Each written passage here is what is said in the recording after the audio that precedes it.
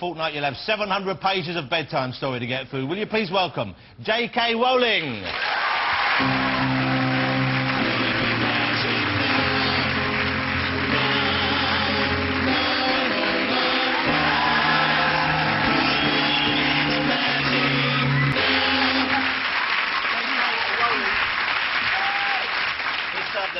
The J stands for Joanne, I believe, but Joe, but everyone calls you Joe. Yeah. And is the K isn't actually your name, is it? No, it's my grandmother's name. They wanted a second initial, so I took Kathleen. And is that my middle name. To make it sound more highbrow? Blokey. More blokey? Yeah, they thought it was a book that the first book would appeal to boys. If you had the double initial? Yeah, they found. And you do? Well, Joe, thank you for coming on the show. Pleasure. I'm a huge fan of the books. Obviously, it's genuinely, I feel honoured to have you here, so thank you for coming on. JK Rowling, who has created magic for us over the last few years. And also, I'm delighted you're here because I know you don't really give a lot of interviews. Not loads, no. Do you find it easier now, though? Is it something you've just got more accustomed to the attention, or is it because the whole thing's behind you now? You finished the books? I think finishing the books it's definitely been a release. I feel more relaxed. I thought I could come on here now and crash and burn, and what does it matter? It doesn't matter. How much of your life have you spent with those books, with those characters? 17 years. 17 years? I was 25 when I had the idea. Wow. And how long between you having the idea and the first book being finished and then published? 7 years. So I've been published 10 years. That's a long journey you went on it just to get it out there. Then. Huge. And the first book, is it why you came up with the idea for the book? You were on a train? I was on a train. I don't even know what I was thinking about, and the idea just came into my head. OK. Before we talk about Harry and the huge journey you've been on with those characters, what do you have planned next? What do you have... Do you know what you're going to write next, or just a long break? I just want to take a break. I really do. Do you think you'll go back into fiction which works for children and adults like the Harry Potter books, or...? I honestly don't know, but I've said all along, and I still mean it, if I only ever write for younger people, I will never see that as second best. My wife... But is it true, and I've heard this reported, that when you started the books, you wrote was it the epilogue? Or the epilogue has of been written the final book for years, yeah. And you had that kept safe all that time? Yeah. Well, they said I was keeping it in a safe. Of course I wasn't. I kept losing it.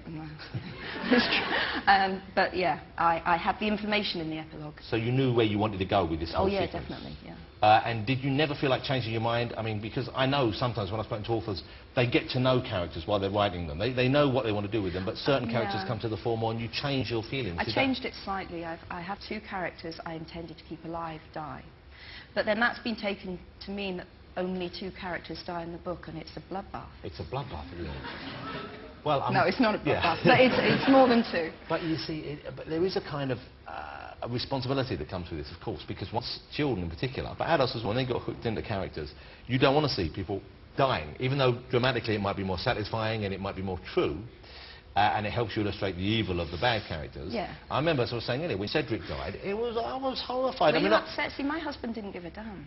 He didn't like Cedric. Did he? He didn't like Cedric. No. Why not? Too posh? He got the girl. He was too smooth. Yeah. Well, he was quite glad to see him go, I think. But he was so decent at the end, Cedric. I thought that's why I liked him. He was very stiff. Because he was very sportsmanlike in a way that very few people are. I thought, you know, early on in the book, I didn't care for him at all. I was quite happy for him to run over or something. But the end part, I didn't want to see him go. So you cried at Cedric. Did you cry at Dumbledore? Nah, because Dumbledore's an old man. He's had a long life. Oh, seriously. Look, beautiful. That's poetry. Is that a problem, though, when you're writing a book with magic at the core? The fact that, in a way, you could do anything and explain it. That's absolutely a central problem from the beginning, was to establish the limits, not what magic could do, but what it couldn't do. So the parameters. So you had to put the walls in place and contain the action. Otherwise, you've got no conflict, and without conflict, you haven't got a story. And you haven't got any real kind of emotion when someone dies, if you could bring them back. Sure. Obviously, the books are written by you, and they're coloured by your view of the world, but is there much of you as a person in the books? Are any of the characters more like you? Are your family in the books? Are the kids people you knew when you grew up? How much is it based on people in and around your life?